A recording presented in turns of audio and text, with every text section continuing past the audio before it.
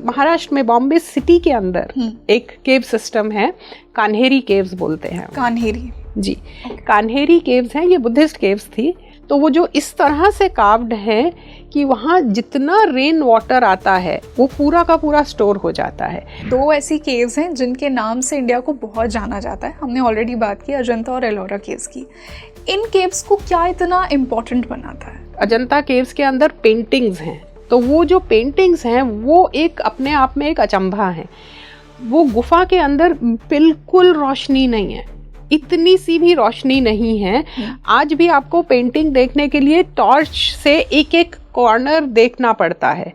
और फोटोग्राफी भी, लो light photography बहुत लोगों ने ट्राई की है, हुई है, लेकिन सबके बस की बात नहीं है। नॉर्मल कैमरा से आप एक बार में पूरी वॉल नहीं ले सकते, इतनी इंट्रिकेट है। और ये अचंभा है कि वो पेंट कैसे हुई। आज भी आपको बॉम्बे से एक फेरी लेनी पड़ती है जो अराउंड 45 मिनट्स की फेरी है, तो आप इस आइलैंड पे पहुंचते हैं जहाँ पर ये केव्स हैं।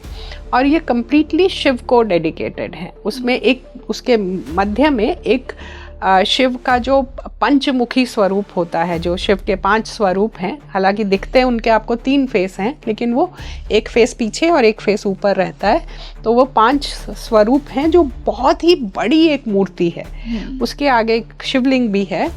लेकिन व्हाट इज इंटरेस्टिंग इज कि उसकी केव्स की वॉल पे पूरा शिव पुराण लिखा है। वाओ।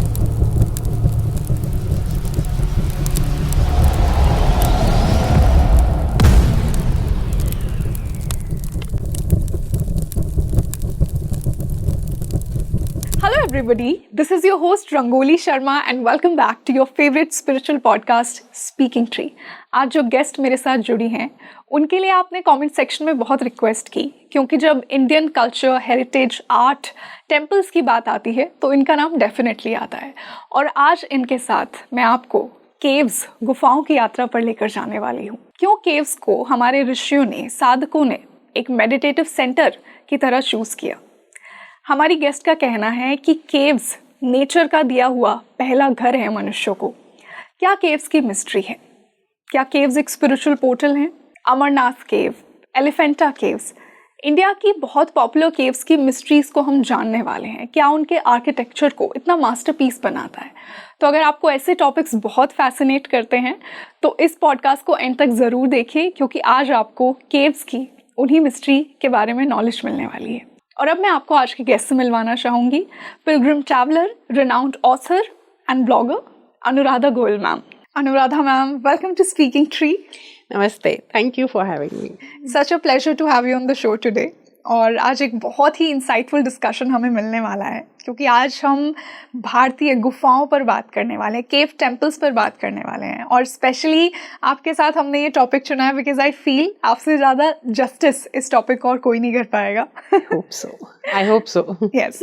तो मैम, जैसा कि हम जानते हैं कि गुफाएं, केव्स हमारे स्पेशली इंडिया में एक बहुत बड़ा पार्ट रहे हैं स्पिरिचुअल प्रोग्रेस के लिए। हम हमारे ऋषियों की स्टोरी सुनते हैं कि इतना आध्यात्मिक उनकी ऊर्जा होती है केव्स की, कि वहाँ बैठो और आप वो तपस्या, वो ध्यान, वो भगवान से कनेक्शन आपको वहाँ पर फील होता है।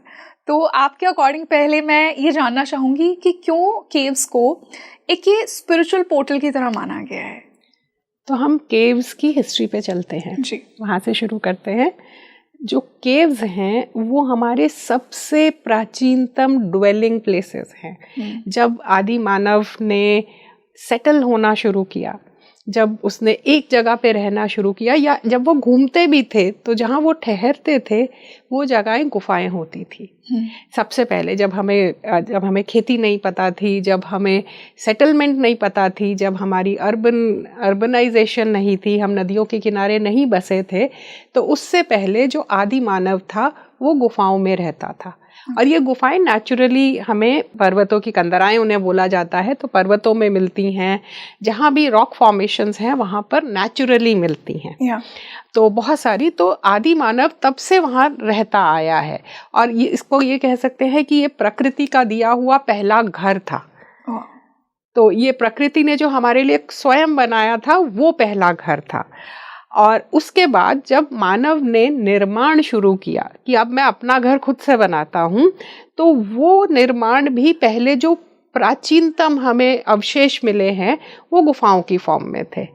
और भारत की बात करूँ तो भीमबेटका में मध्य प्रदेश में, भोपाल से बहुत दूर नहीं है, भीमबेटका एक जगह है जहाँ पर हमें भारत की प्राचीनतम गुफाएं मिली हैं। वो आज एक यूनेस्को वर्ल्ड हेरिटेज साइट है और वहाँ पर हमें गुफाओं के साथ साथ वहाँ पे रॉक पेंटिंग्स मिली हैं। तो जिन चट्टानों से वो गुफाएं बनी हैं उस पर हमारे पूर्वजों ने चित्रकारी करके छोड़ी है और उस चित्रकारी से हमें उनके जीवन के बारे में पता चलता है।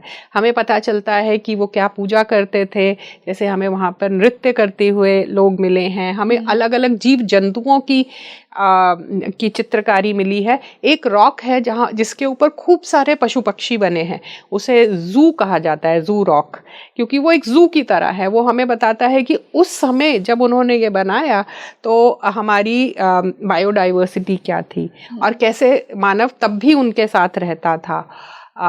और उसके बाद उन्होंने अपने रिचुअल्स जो हैं वो दिखाए हैं। हमें घोड़े पे व्यक्ति मिलते हैं, हमें नाचते हुए लोग मिलते हैं। ज्योमेट्रिक पेंटिंग्स है, वेरी वेरी बेसिक पेंटिंग्स जो पूरे भारत में मिलती हैं, लेकिन वो उनके जीवन के बारे में हमें बताते हैं। तो वो प्राचीनतम केव्स हमें मिलती हैं। उसके बाद जो प्राचीनतम हमें मैन मेड केव्स मिलती हैं वो बराबर बिहार में मिलती हैं। बराबर केव्स बोलते हैं उन्हें। वो गया के पास है।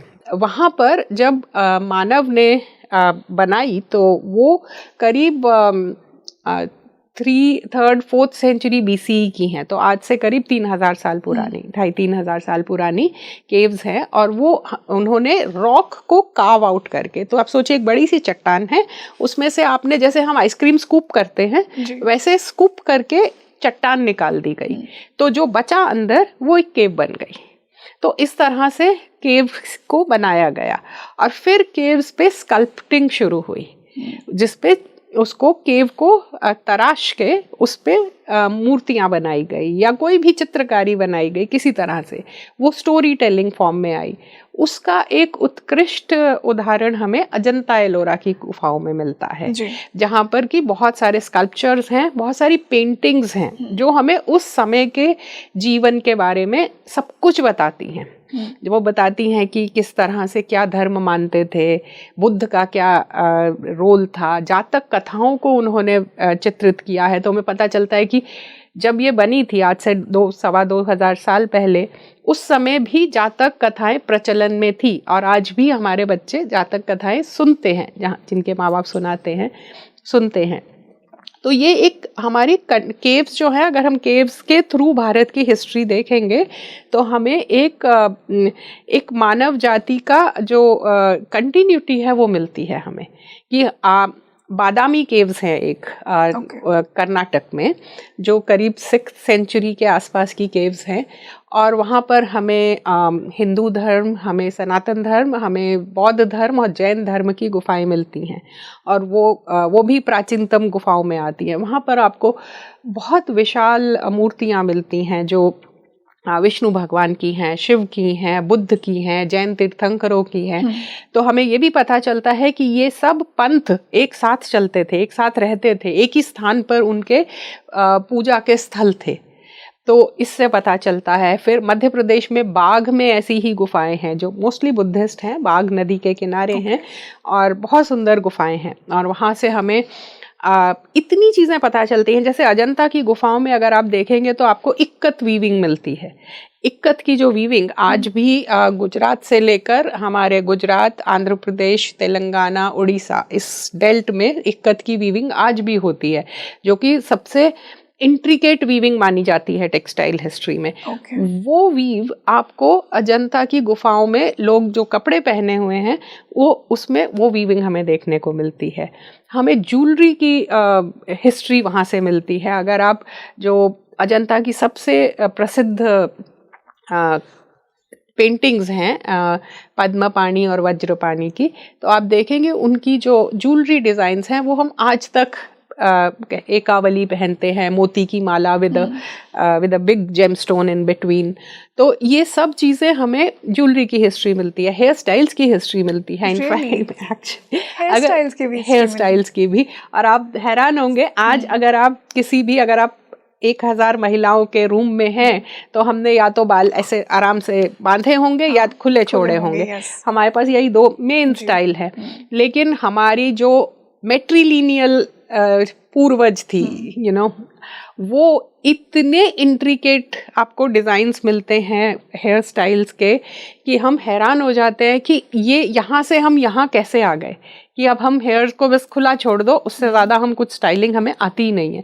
इतनी तरह के स्टाइल्स आपको मिलते हैं।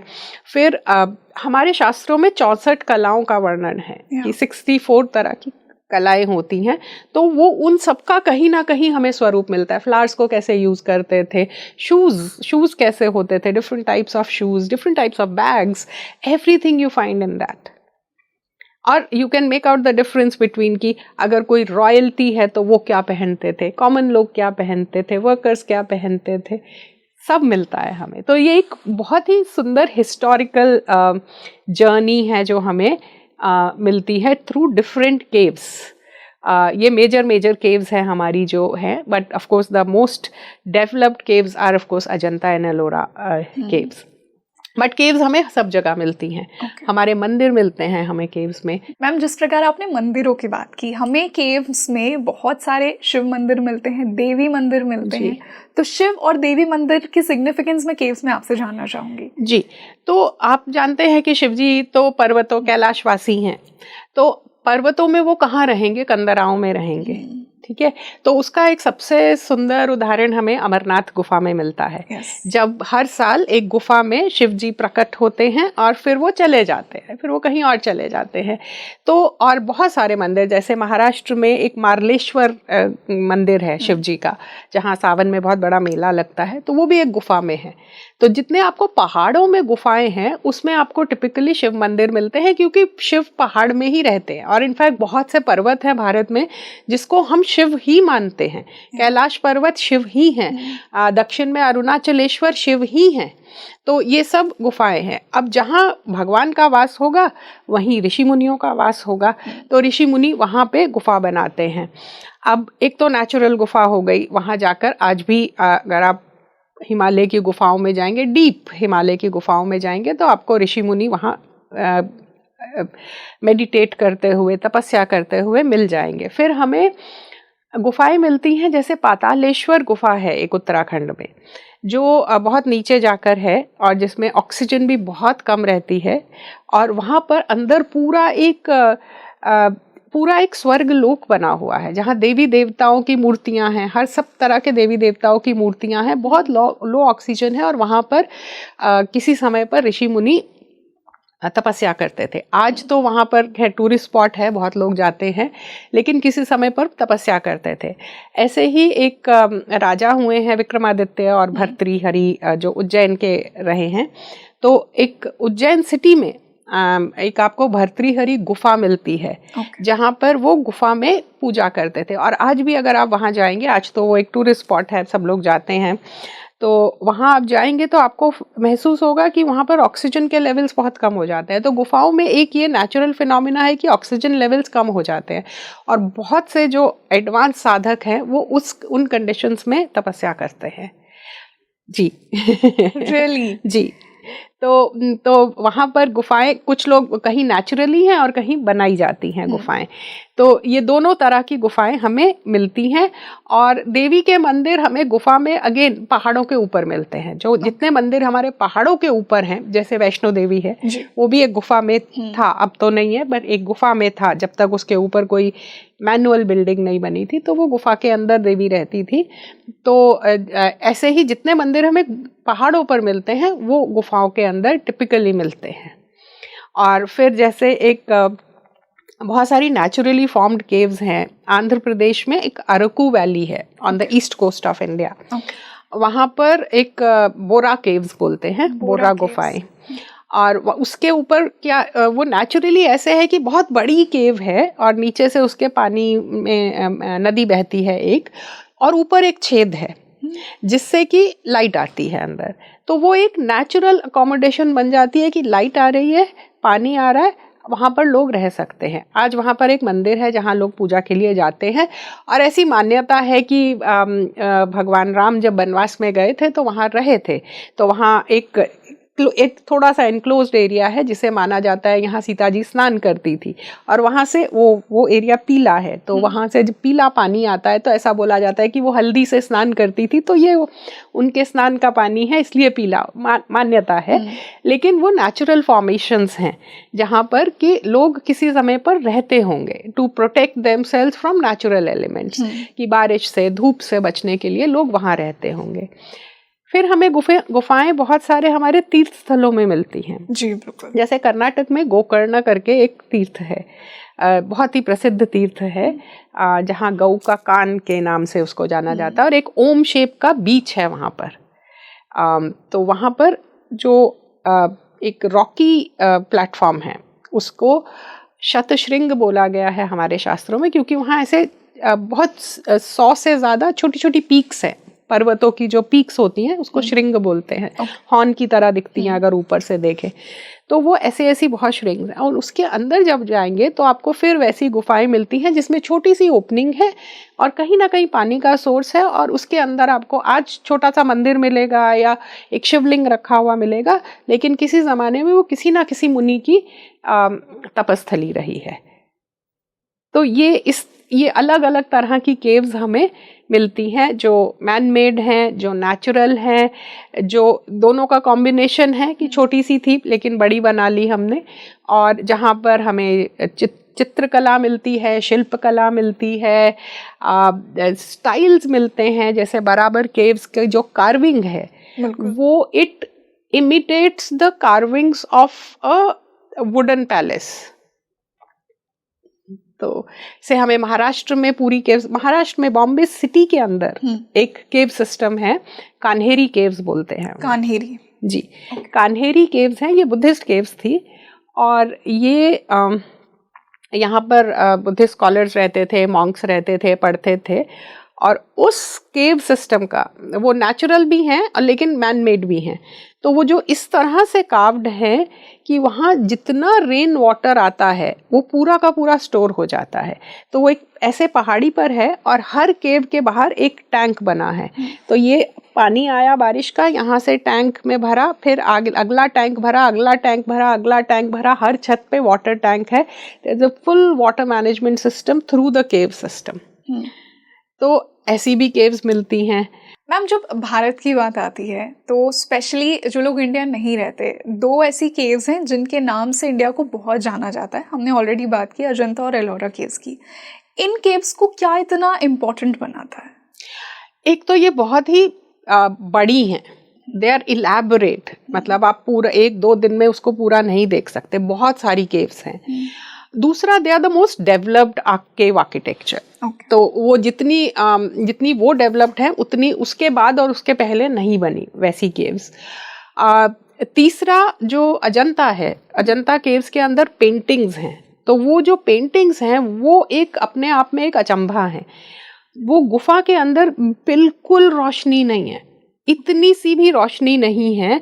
आज भी आपको पेंटिंग देखने के लिए टॉर्च से एक एक कॉर्नर देखना पड़ता है, और फोटोग्राफी भी, लो लाइट फोटोग्राफी बहुत लोगों ने ट्राई की है, हुई है, लेकिन सबके बस की बात नहीं है। नॉर्मल कैमरा से आप एक बार में पूरी वॉल नहीं ले सकते, इतनी इंट्रिकेट है। और ये अचंभा है कि वो पेंट कैसे हुई। पेंटिंग के लिए तो लाइट चाहिए ना। आज वो बाहर से एक रिफ्लेक्टर लगा के आपको थोड़ी सी रोशनी अंदर करते हैं so that you can see, लेकिन उस समय उन्होंने कैसे बनाई ये आज भी एक अचंभा है। But what is more important is the stories, like I said, the history that they contain, the information that they contain, which connects to our past and probably to our future. तो वो जो है वो important बनाता है। दूसरा, ये जो सारी केव सिस्टम्स हैं, जो अजंता एलोरा से कान्हेरी केव्स तक भी आता है, उसके ऊपर बाग केव्स, ये एक पूरा रूट बनता है। ये हमारे एंशियंट ट्रेड रूट्स थे। तो जो ट्रेडर्स होते थे वो भी इन केव्स को यूज करते थे रुकने के लिए, क्योंकि पुराने ज़माने में ट्रेड होता था, एक कारवां में ट्रेड चलता था कि एक कारवां होता था जिसमें कि सब ट्रेडर्स अपना अपना सामान लेके चलते थे और उनको महीनों लगते थे अपनी जगह से जहाँ उनको सामान बेचना है वहाँ सामान ले जाने के लिए। तो उन ट्रेड रूट्स पे भी हमें ये केव्स मिलती हैं ताकि वो लोग वहाँ रह के विश्राम कर सकें या नाइट स्टे कर सकें बिफोर दे मूव। सो इस पर्पस से भी हमें बहुत सारी केव्स मिलती हैं। तो ये 3-4 हैं, इकोनॉमिक, स्पिरिचुअल, सोशल, सब चीज़ें मिला के। हाँ, सारे फैक्टर्स। जी। फिर जितने हमारे भारत में जन्मे हुए पंथ हैं, जैनिज़्म, बुद्धिज़्म, सनातन धर्म, इसमें सब में चतुर्मास का कॉन्सेप्ट है कि जब चतुर्मास होता है, रफली comes from Ashadh to Kartik मास, विच इज जब हम कहते हैं देव शयनी एकादशी और देव उठनी एकादशी के बीच में जो 4 मास होते हैं, उसमें ट्रैवल वर्जित है, उसमें यात्राएं वर्जित हैं, यात्राएं नहीं होती। क्यों नहीं होती? क्योंकि एक तो उस समय all these things that we are facing today, landslides, बारिश, ये सब हो सकता है, तो ट्रैवल मुश्किल होगा। दूसरा, उस समय प्रकृति का पुनर्जीवन होता है, they kind of rejuvenate themselves. जितने भी प्लांट हैं, जितने भी पक्षी हैं, जितने भी, ये वो उस समय में अपना दे रिजुविनेट देमसेल्व्स। तो उस समय में आप उनको डिस्टर्ब ना करें। अगर आप चलेंगे तो आप डिस्टर्ब करेंगे। Travel is not a net zero kind of activity. आप कुछ ना कुछ क्रिएट करेंगे। नदियों में बाढ़ आती है, नदियों में जो फिशेस हैं दे मल्टीप्लाई ड्यूरिंग दिस टाइम। तो इस 4 महीनों में चतुर्मास में यात्रा वर्जित थी।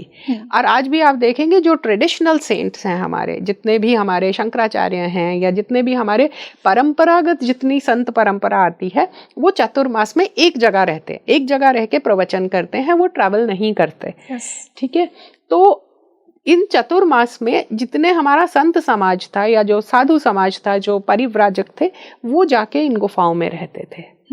तो ये मल्टीपर्पज़ गुफाएं थी। मतलब बहुत लोग मानते हैं कि सिर्फ बुद्धिस्ट मॉन्क्स रहते थे, नहीं, ये मल्टीपर्पज़ थी। अलग अलग लोग रहते थे अलग अलग पर्पस के लिए। तो इनके गुफाओं के बहुत सारे पर्पस थे। अजंता एलोरा में, अजंता की मैंने बात की, हमारे देश में या इवन वर्ल्ड में जो इंजीनियरिंग का बेस्ट एग्जाम्पल है across timelines, across space, is Kailashnath गुफा इन एलोरा।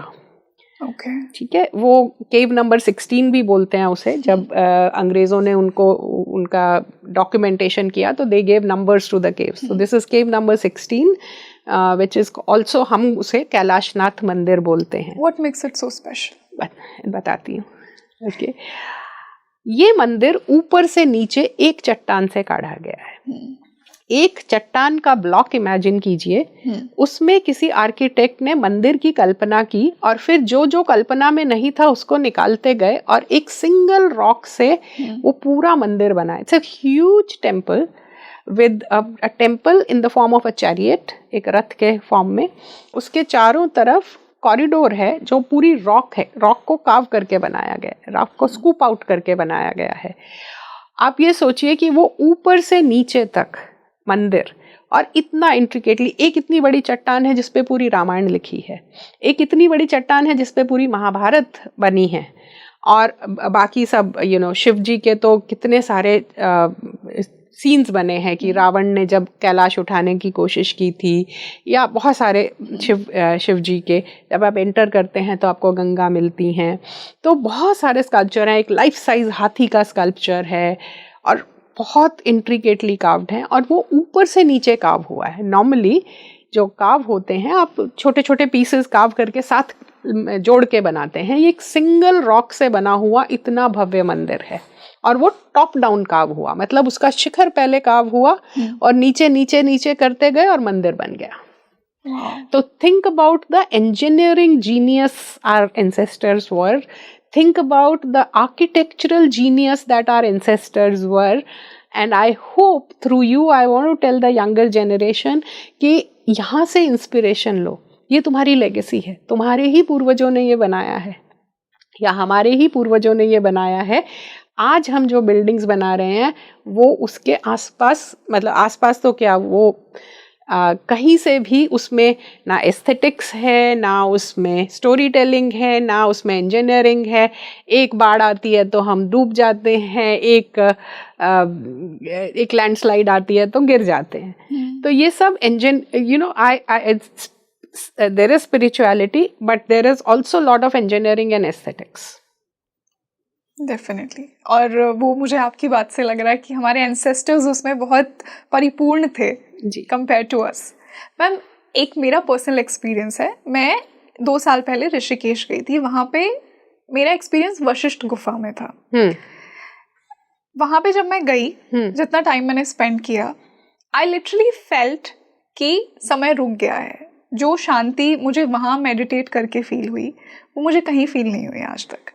तो ये जो फीलिंग है कि समय रुकना, ये कहीं ना कहीं जिन लोगों ने, जिन साधुओं ने ऑलरेडी उन केव्स में जो तपस्या की है, जो साधना की है, और वो जो पीस और कामनेस हमें फील होती है, क्या वो कहीं ना कहीं उनकी स्पिरिचुअल एनर्जी है? हो सकती है, बट ज़रूरी नहीं है हो।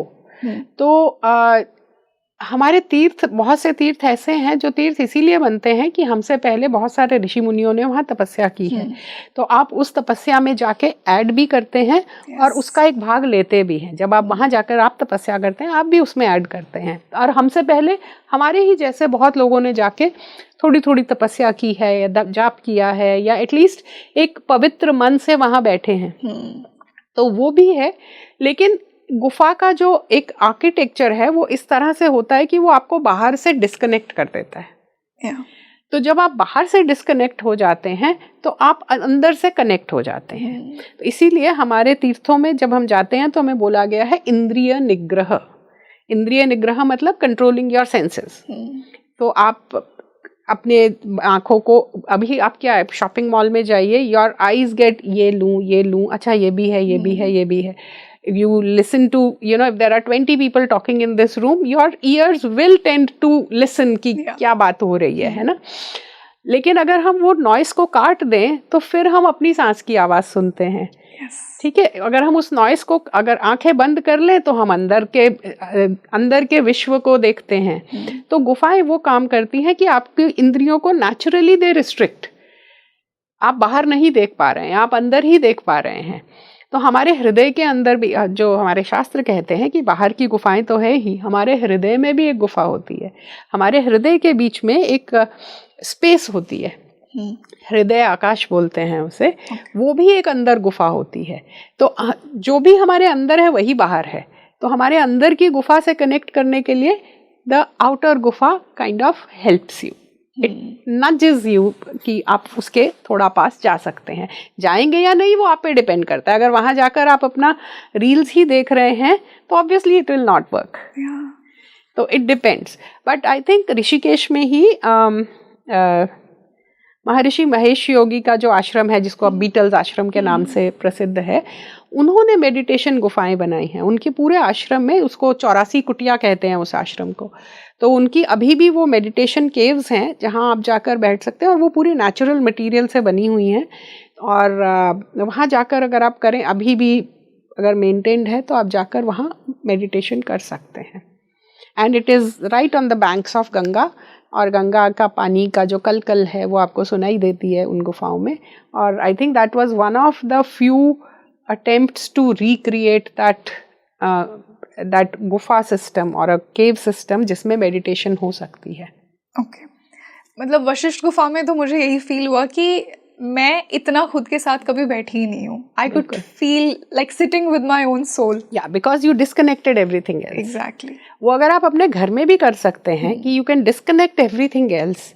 तो इसलिए हम बोलते हैं कि जब आप घर में मंदिर बनाएं, उसमें और कोशिश करें और कुछ ना हो, तो फिर वो आपको डिस्कनेक्ट, एटलीस्ट अपना फोन बाहर रख दें, इफ नथिंग एल्स, तो आप खुद से डिस्कनेक्ट हो जाएंगे। It's a process of reconnecting with yourself and your true self. Spirituality क्या है? अपने सही स्वरूप से को जानना। Once you know you are that. Ma'am, Amarnath की तरह ही जहाँ जब हम शिव जी के फॉर्म्स की बात करते हैं, एलिफेंटा केव्स भी मुंबई में एक ऐसी केव्स हैं जहाँ शिव के डिफरेंट स्वरूप हमें देखने को मिलते हैं। ये किस प्रकार फॉर्मेशन हुई, कैसे मैनिफेस्टेशन हुई वहाँ पे शिवा के फॉर्म्स की? वो एक मैनमेड केव है। ओके, इट्स अ मैनमेड केव, और ये बॉम्बे में नहीं है। बॉम्बे से बहुत दूर एक आइलैंड है जिसका नाम है घारापुरी। तो ये घारापुरी केव्स हैं एक्चुअली। एलिफेंटा तो इसे अंग्रेज़ों ने नाम दे दिया क्योंकि वहाँ एक बहुत बड़ा एलिफेंट का स्कल्पचर था, तो जो अभी एक बॉम्बे के म्यूजियम में रखा है उसके ऊपर उन्होंने उसे एलिफेंटा केव्स बोल दिया। तो ये उनका दिया हुआ नाम है। हमारा नाम घारापुरी केव्स है, गुफाएं हैं। और ये एक आइलैंड पे हैं जिस पे आज भी आपको बॉम्बे से एक फेरी लेनी पड़ती है जो अराउंड 45 मिनट्स की फेरी है।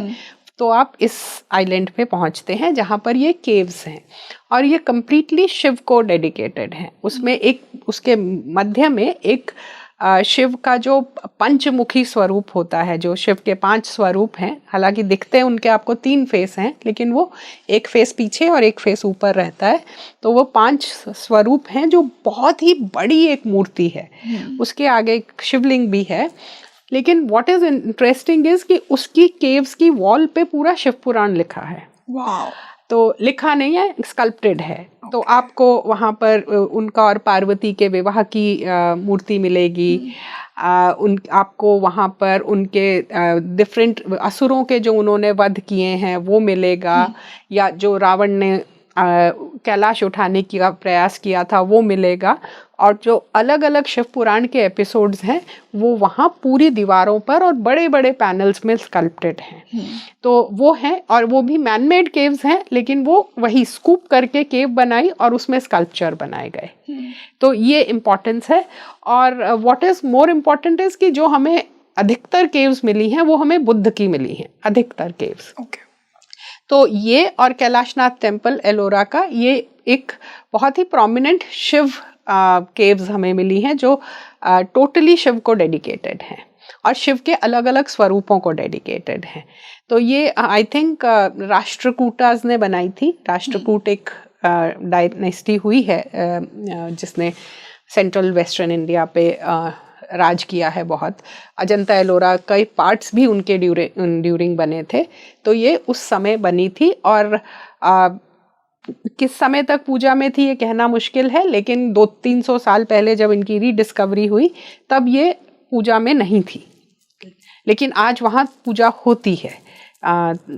एक मेला भी लगता है वहाँ पर, वहाँ पूजा होती है। मैम, ये हमने इंडिया की केव्स की बात की, जो बाहर की केव्स हैं, स्पेशली बुद्धिस्ट केव्स की हम बहुत सुनते हैं उनके बारे में कि बुद्ध ने वहाँ तपस्या की। तो उन केव्स को इंडियन केव्स से क्या डिफरेंट बनाता है? क्या डिफरेंट एनर्जी होती है? नहीं, डिफरेंट कुछ भी नहीं होता है। लेकिन बुद्ध तो भारत के बाहर गए थे ऐसा हमें कहीं डॉक्यूमेंटेशन में नहीं मिलता है। बुद्ध तो प्राइमरीली बिहार वाला जो आज का एरिया है और ईस्टर्न यूपी, बिहार, नेपाल, इस एरिया में उनके वो उनका जीवन वहीं बीता। वो लुम्बिनी में जन्म लिया उन्होंने, उन्हें बोध गया में उनको ज्ञान मिला, वाराणसी में उन्होंने सारनाथ में पहली बार ज्ञान दिया और कुशस्थली में उनका निर्वाण हुआ। तो वो उसी एरिया में रहे। लेकिन उनका जो धर्म है वो पूरे विश्व में फैला और एटलीस्ट पूरे एशिया में फैला। और सबसे पहले वो भारत से निकल के उड़ीसा से होते हुए वो गया श्रीलंका में। इनफैक्ट उड़ीसा में हमें एक डायमंड ट्रायंगल कहते हैं, उदयगिरी, रत्नगिरी, ललितगिरी केव्स। वो बुद्धिस्ट केव्स हमें उड़ीसा में भी मिलती हैं, पूरे इंडिया के ईस्टर्न कोस्ट में मिलती हैं। जैसे मैंने आपको बोरा केव्स बताई वो आंध्र में मिलती हैं। देन आंध्र में और भी केव्स मिलती हैं और फिर उड़ीसा में हमको ये 3-4 बड़ी केव्स मिलती हैं और छोटी छोटी और भी केव्स हैं। खैर, उड़ीसा के रास्ते वहाँ से बुद्ध धर्म जो है वो श्रीलंका में गया। श्रीलंका में एक यूनेस्को वर्ल्ड हेरिटेज साइट है जिसे डाम्बुला केव्स कहते हैं और वो एक पहाड़ है। It's like a huge rock और उसके ऊपर जो केव्स हैं, टॉप ऑफ दैट एक केव्स हैं, उसमें अभी पूरी दीवारों पे बुद्ध के पेंटिंग्स हैं और पूरे अंदर बड़े बड़े बुद्ध के स्कल्पचर्स हैं इन डिफरेंट पोजेस। इनके महानिर्माण पोज में बुद्ध के 4 या 5 मुद्राएं हैं, जहाँ जिस मुद्रा में उनको ज्ञान मिला, भूमि स्पर्श मुद्रा है, चिन्ह मुद्रा है और उनका धर्म परिवर्तन मुद्रा है।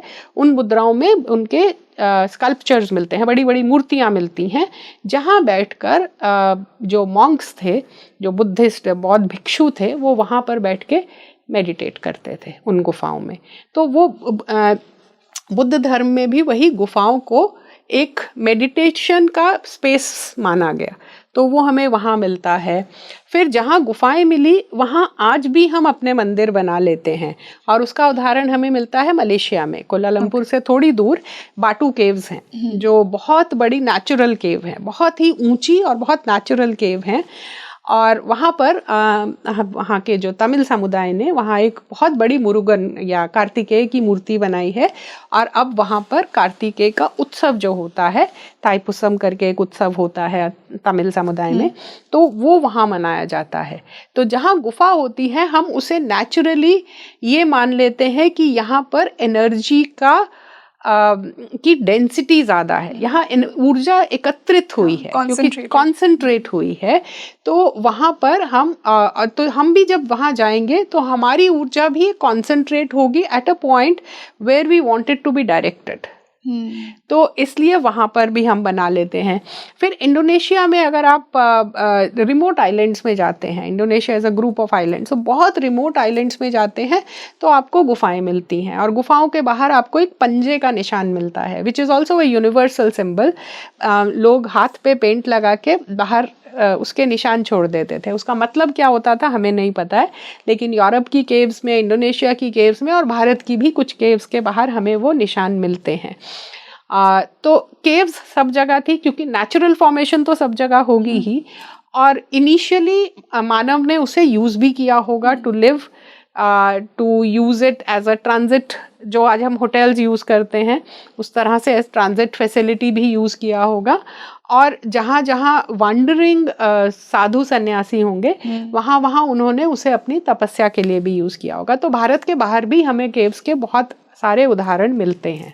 मैम, आपने ये जो सिंबल की बात की, मैंने बहुत से घरों में, स्पेशली गांव में देखा है कि घर के सामने भी वो मेहंदी से ये फिंगरप्रिंट्स को लगाते हैं। तो मे बी मैं कंक्लूजन निकाल रही हूँ कि क्या पता वो भी प्रोटेक्शन के लिए उन्होंने वहाँ पे लगाया हो। जी, तो इस मुद्रा को हमारे शास्त्रों में अभय मुद्रा कहा गया, और हमारे बहुत से देवी देवता आपको दिखेंगे इस मुद्रा में। हाँ, बहुत से देवी देवता तो अभय देता है। तो आप ये भी सोचिए, अगर अब हम और आप बैठे हैं, यहाँ कोई छोटा बच्चा आ जाए जो डर रहा हो, तो हम उसको कहेंगे ना, ये हमारा नेचुरल साइन है, विच टेल्स द चाइल्ड और anybody who is feeling scared, ये हम कहते हैं कि I am there to protect you. Right, ये हम नेचुरली भी यूज करते हैं। तो जब हमारे देवी देवता भी ये साइन देते हैं तो वो ये कहते हैं I am there to protect you, मैं तुम्हें अभय देता हूँ, अभय, विदाउट फेयर, फेयरलेसनेस, तो मैं तुम्हें अभय देता हूँ। ये हमारे साइन मिलता है सती स्टोन्स पे, जितनी जो भी हमारी पूर्वज सती हुई थी।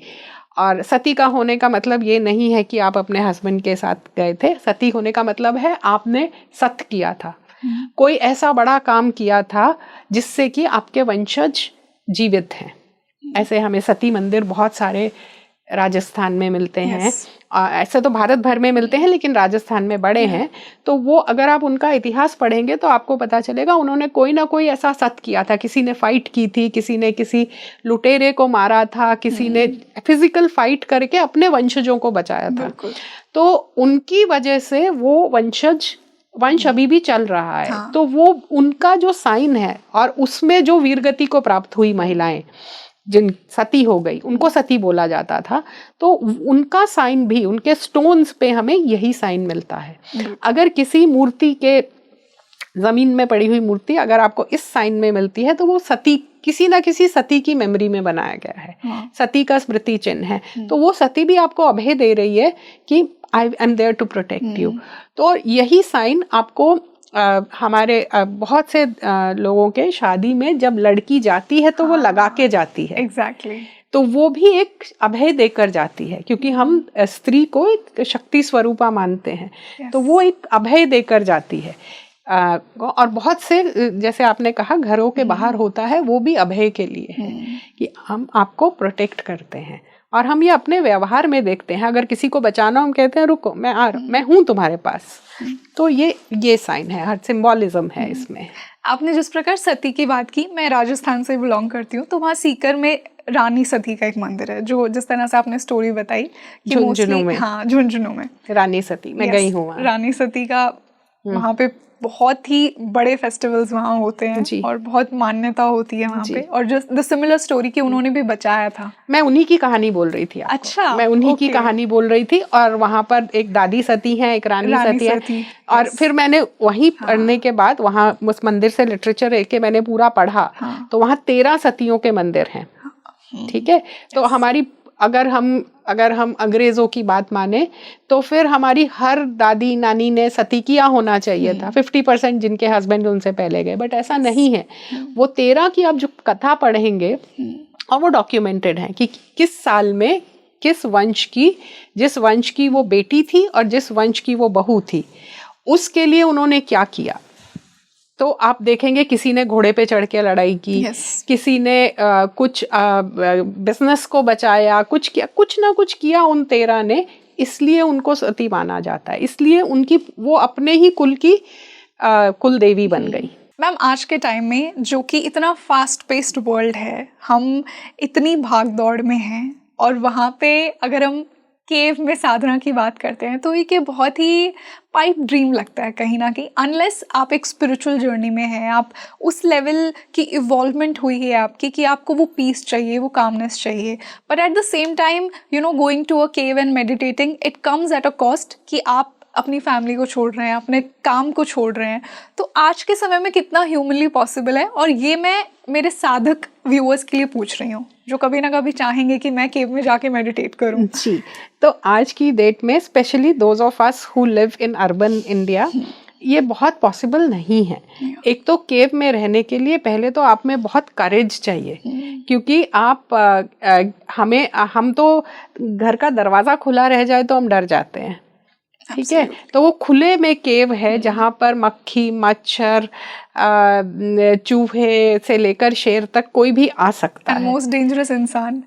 हाँ, इंसान तो है ही, पर इंसान के बीच में तो आप रहते हैं, तो maybe you are used to it. But उनको, इंसान को हैंडल करना शायद हमें आता है, लेकिन उनको हैंडल करना हमें अब किसी को नहीं आता है नेचर में। फिर आज आप एसी का टेम्परेचर आपके अनुसार नहीं हो तो आप विचलित हो जाते हैं। ठीक है, वहां पर आपको धूप, बारिश, गर्मी, सर्दी सब में रहना है। आप लग्जरीज ले जाके तो नहीं रह सकते। तो आई वुड से केव की साधना तक पहुंचना इज अ लॉन्ग जर्नी, जो आपके घर की साधना से शुरू होती है। आप देखिए, आप दिन में आधा घंटा अपना इलेक्ट्रिसिटी ऑफ करके, अपने गैजेट्स ऑफ करके देखिए, आप आधा घंटा बैठ सकते हैं क्या? बैठ पाएंगे? शायद आप 5 मिनट से शुरू करेंगे, 5 मिनट को बढ़ाते बढ़ाते जब आप दिन में 2, 3, 4 घंटे बिना किसी गैजेट के, बिना किसी से बात किए, बिना किसी तरह की सेंसरी एंगेजमेंट के, अपनी इंद्रियों को, मुझे टीवी नहीं देखना, कोई गैजेट नहीं है, कोई इंसान नहीं है, अगर आप अपने साथ घर में 15 मिनट 20 मिनट बैठ सकते हैं तो आप किसी समय पर ग्रेजुएट होकर शायद केव में पहुंच जाएं। शायद इस जन्म में, और इस जन्म में नहीं तो शायद अगले जन्म में पहुंच जाएं। तो ये इट्स नॉट अ स्विच कि आपने आज पूरा एक लग्जरी भरा जीवन छोड़ा और आप कल को केव में बैठ गए। इट्स अ ग्रेजुअल प्रोसेस, और अगर आपकी इच्छा है तो आप घर से ये प्रोसेस शुरू कर सकते हैं, घर से शुरू कर सकते हैं। और अगर घर में पॉसिबिलिटी नहीं है, क्योंकि घर में बहुत लोग हैं, तो आप अपने घर के पास वाले मंदिर में जाके यही काम कर सकते हैं। आपके घर के पास जो भी मंदिर है, वहाँ दिन में आप 10 मिनट, 15 मिनट, आधा घंटा वहाँ जाके मेडिटेट करिए। आप अपने इष्ट देवता के मंदिर में जाके मेडिटेट करिए, अपने कुल देवता के मंदिर में जाके मेडिटेट करिए। और इस प्रोसेस में आप कहीं ना कहीं वहाँ पहुँच जाएंगे जहाँ आप केव के लिए तैयार होंगे। केव के लिए तैयार होने के लिए आपको फिजिकल स्ट्रेंथ चाहिए, मेंटल स्ट्रेंथ चाहिए, इमोशनल स्ट्रेंथ चाहिए, और कुछ ना कुछ आपको साधन चाहिए। कोई आपको केव में खाना दे जाए, प्रैक्टिकली स्पीकिंग ऐसा नहीं है कि आप केव में बिना कुछ खाए रह लेंगे। ठीक है, तो आपको कोई खाना पहुंचा दे, या आपको कोई बेसिक सुविधाएं बेसिक चीज़ें खाने की एटलीस्ट पहुंचा दे, या आप अपना सिस्टम बना लें कि आप खाना कहाँ खाएंगे, या आप स्नान कहाँ करेंगे। तो वो अगर आप कर लें तो किसी दिन पहुंच जाएंगे, लेकिन वो एक लंबी जर्नी है। और मैं जितने आपके एज के लोगों को जानती हूँ, वो 15 मिनट भी फ़ोन के बिना नहीं रह सकते। तो आप केव्स में जाके कैसे रहेंगे? एग्जैक्टली। बट ये जो स्पिरिचुअलिटी में जो लोग हैं, जैसा मैंने कहा साधना में हैं, उन्हें ये आइडिया बड़ा फैसिनेटिंग लगता है कि मैं उस लेवल तक पहुंच जाऊं। हाँ, तो जर्नी शुरू कीजिए ना। बिल्कुल सबको पहुंचना चाहिए उस लेवल तक, लेकिन उसकी जर्नी आपके आसपास से ही शुरू होगी। वो सडनली आप एक दिन केव में जाएंगे, आप पहुंच जाएंगे और 2 घंटे बाद बोलेंगे मुझे निकालो यहाँ से। एब्सोल्युटली, ठीक है, तो उसकी जर्नी आप घर से शुरू कीजिए, सबको करनी चाहिए। बिल्कुल। एंड आई फील कि हमें उन इनर लिमिटेशंस को भी लेट गो करना चाहिए, फियर को लेट गो करना चाहिए। जैसा आपने कहा ना कि ये प्रेपरेशन होती है, केव के लिए आपको प्रिपेयर होना पड़ता है। बिल्कुल, आप इमेजिन कर लीजिए आपका घर का एक कोना एक केव है, एक टेंट लगा दीजिए, बोलिए ये केव है। आप देखिए आप कितनी देर बिना किसी से बात किए, बिना किसी फ़ोन के, बिना कुछ किए आप रह सकते हैं। एसी ऑफ कर दीजिए, पंखा ऑफ कर दीजिए, धूप में बैठ के देखिए, आप धूप में बैठ सकते हैं, बारिश में बैठ के देखिए। हमारी बहुत सारी साधनाएं ऐसी होती थी, पंचअग्नि साधना होती थी, चारों तरफ अग्नि जला के ऊपर धूप की बीच में लोग बैठते थे, बारिश में पानी, नदी के पानी में खड़े होकर साधना करते थे। तो ये एक लंबा प्रोसेस है। ब्यूटीफुल। और आज मुझे आपसे बात करके ऐसा लगा कि मैं वापस ऋषिकेश की उस गुफा में चल गई हूँ। एंड लिटरली मुझे वो इमोशंस फील हो रहे थे जो मैं वहाँ पे फील कर रही थी। And you know I feel कि ऑफिस में ये जो स्पॉट है, जो स्टूडियो में हम बैठे हैं, इसे मैं मेरी केव बोलती हूँ। जब भी when I have too many thoughts I come here and meditate whenever I have time. और जैसा आपने कहा कि एक केव हम सबके मन के अंदर भी होती है, सबसे पहले आप उसे एक्सेस करें। Absolutely, absolutely. और फिर ही हम हमारी स्पिरिचुअल जर्नी में आगे बढ़ेंगे। So thank you so much ma'am for such a wonderful, peaceful, Kameng and knowledgeable episode. Thank you. तो आप मुझे कमेंट सेक्शन में बताइए आपको आज का ये पॉडकास्ट कैसा लगा। हमने एक डिफरेंट टॉपिक चूज किया, बट आई थिंक जब हम इंडियन आर्ट और कल्चर की बात करते हैं, हिस्ट्री की बात करते हैं, तो जैसा मैंने कहा कि केव्स एक बहुत ही इंपॉर्टेंट रोल प्ले करते हैं। तो आप मुझे कमेंट सेक्शन में बताइए आने वाले पॉडकास्ट में आप और किन टॉपिक्स पर सुनना चाहेंगे और आज का ये पॉडकास्ट आपको कैसा लगा। इसे ज़्यादा से ज़्यादा शेयर कीजिए। हम मिलते हैं जल्द ही एक और बेहतरीन पॉडकास्ट के साथ। मैं हूँ आपके साथ रंगोली शर्मा। नमस्ते।